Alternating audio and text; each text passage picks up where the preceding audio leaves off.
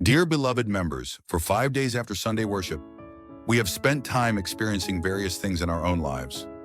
Sometimes it may have been peaceful and thankful days, and at other times we may have faced unexpected difficulties. The story we will share today from Acts chapter 8 shows the amazing history of how the gospel expanded. Even in the midst of a great persecution crisis faced by the Jerusalem church. The book I want to introduce to you today is John Stott's The Acts of the Apostles exposition. This book deeply analyzes each chapter of the Acts of the Apostles and vividly depicts the history of the growth of the early church and the spread of the gospel. In particular, it emphasizes that the external difficulties of persecution in Acts 8 actually scattered the believers, which in turn became the catalyst for the gospel to expand beyond Jerusalem to Samaria and even to the ends of the earth. John Stott clearly demonstrates the leading work of the Holy Spirit and the universal power of the gospel through the stories of Philip's evangelism in Samaria and the Ethiopian eunuch's conversion. This book provides insights that make us deeply reflect on how to discover God's will and live a life that spreads the gospel amidst the difficulties we may face today. Through today's message, we hope to gain the strength and courage to live as witnesses of the gospel in any situation. Today's verse 1 says, Saul thought it was right to have him killed. It is recorded that on that day, there was a great persecution against the church in Jerusalem, and all, except the apostles, were scattered throughout Judea and Samaria. After the martyrdom of Stephen, a great persecution broke out against the church in Jerusalem, and the believers were scattered. However, surprisingly, this scattering became the opportunity for the gospel to expand beyond Jerusalem to Samaria. Verse 5 testifies, Philip went down to the city of Samaria and proclaimed Christ to the people. Philip, who went to Samaria to escape persecution, boldly preached the gospel there, and many people believed as they listened to his words and saw the signs and wonders.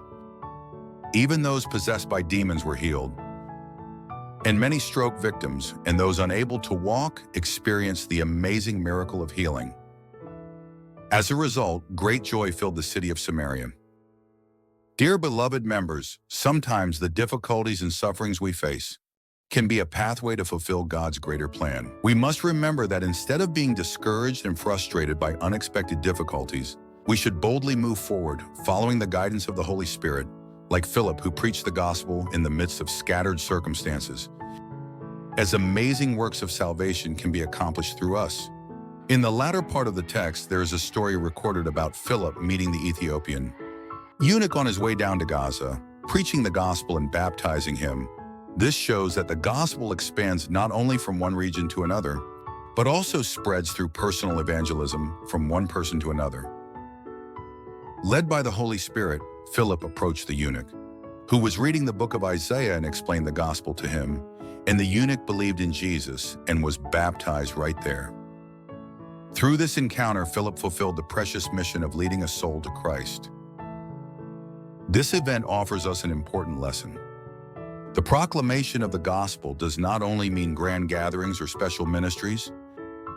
It is also an important ministry of evangelism to share the love of Christ with each person we meet in our daily lives and to nurture them as disciples. Like Philip, we should live a life that sensitively responds to the guidance of the Holy Spirit and shares the gospel with those around us. Dear beloved saints, through Acts chapter 8, we have seen the power of the gospel expanding, even amidst persecution, and the courage of the early church members who boldly preached the gospel under the guidance of the Holy Spirit. God works even in moments of crisis, and through our small acts of obedience, He accomplishes amazing works of salvation. Today, we need to reflect on our lives over the past 5 days and check whether we have missed opportunities to share the gospel, and if we are fulfilling the mission that God has entrusted to us.